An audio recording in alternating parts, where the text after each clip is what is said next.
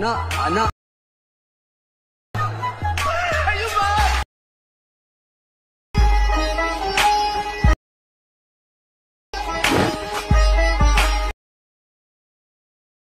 कैसा दिखता मैं बोल अना अना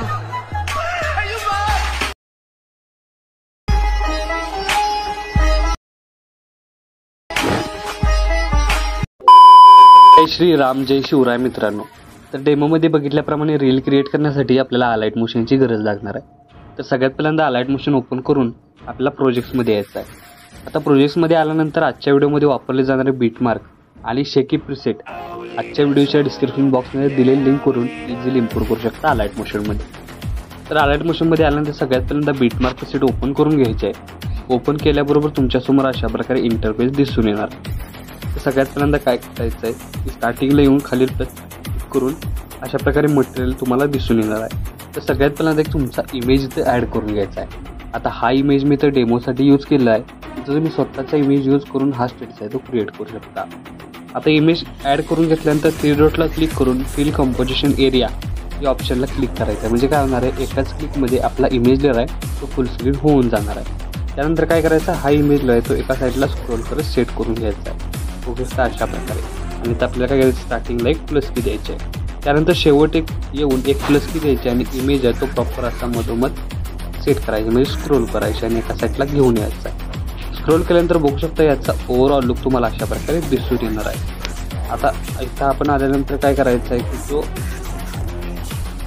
आपला जो ॲरो आहे तो आपल्याला काय करायचा आहे, शेवट घेऊन यायचा आहे. म्हणजे बघू शकता इथं आपण प्लस की दिलेली ते आपल्याला शेवट सेट करून घ्यायचं आहे. फक्त ओढत सेट केल्यानंतर बघू शकता याचा ओव्हरऑल लुक तुम्हाला अशा प्रकारे दिसून येणार आहे.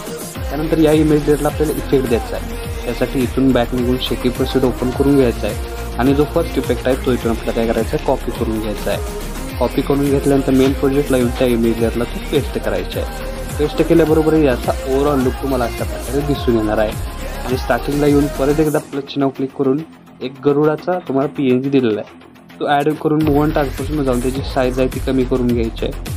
कमी करून घेतल्यानंतर अशा प्रकारे बघू शकता याची लेंथ 7.1 सेकंदापर्यंत वाढवून स्क्रोल करत वरती सेट करायची आहे. बघू शकता अशा प्रकारे सेट केल्यानंतर हा PNG सेट केल्यानंतर याचा ओव्हरऑल लुक तुम्हाला अशा प्रकारे दिसून येणार आहे.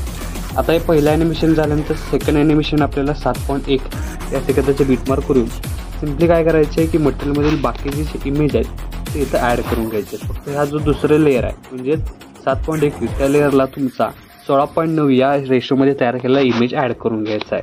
त्यानंतर इथपासून जो पुढं इमेज चालू होणार आहे ते तुम्ही तुमच्या हिशोबाने तुमचे इमेज ॲड करू शकता. तर बघू शकता इथं आपण प्रॉपर अशी इमेज ॲड केल्यानंतर प्रत्येक इमेजला आपल्याला फुल स्क्रीन करून घ्यायचं आहे.